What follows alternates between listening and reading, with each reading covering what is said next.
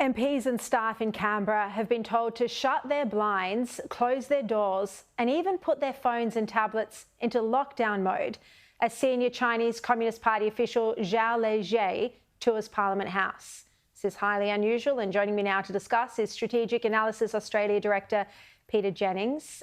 Peter, good to see you.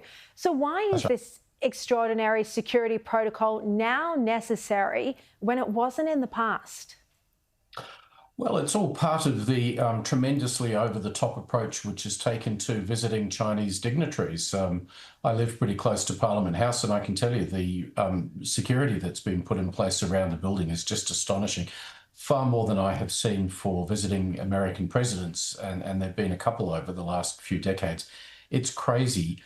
And altogether, I think it reflects a type of differential approach to dealing with China, which Beijing clearly wants to get from Canberra. And then that's backed up with this concern about security.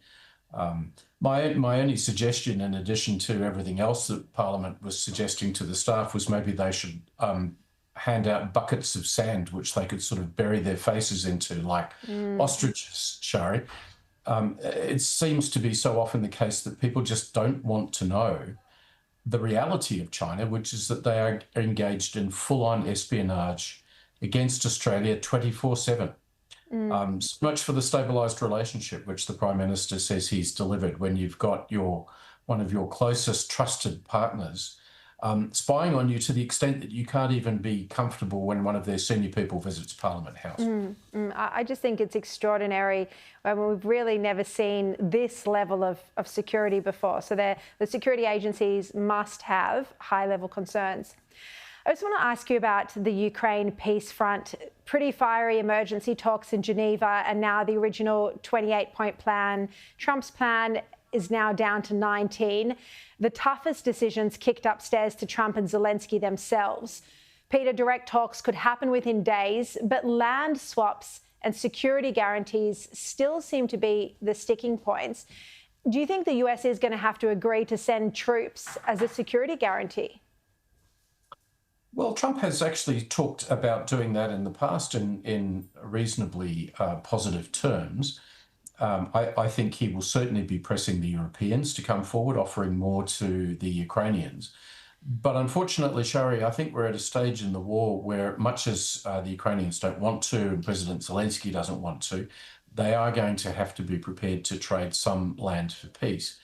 And I think what they need to do now is to hold out for as much as they can possibly get in terms of NATO, American and European military support. That's the critical thing, because everyone, I think, accepts the Ukrainian concern that if Russia is allowed to get away with too much, they'll simply invade again in a few years' time. So how do we stop that from happening? The answer is with security guarantees. I think Trump will understand that, and so he now has a contest, I guess, with his own American political base, which doesn't want to see American troops committed to foreign conflicts. But, if it stops the Russians from launching a larger attack against Europe, well, that's surely worth an investment of some American personnel. These are hard issues. Very difficult. That's why it hasn't been resolved yet. Just before we go, I've got to cover this, even if it is very quickly. One of the men behind that shocking anti-Semitic graffiti and arson spree in November last year in Sydney has avoided jail.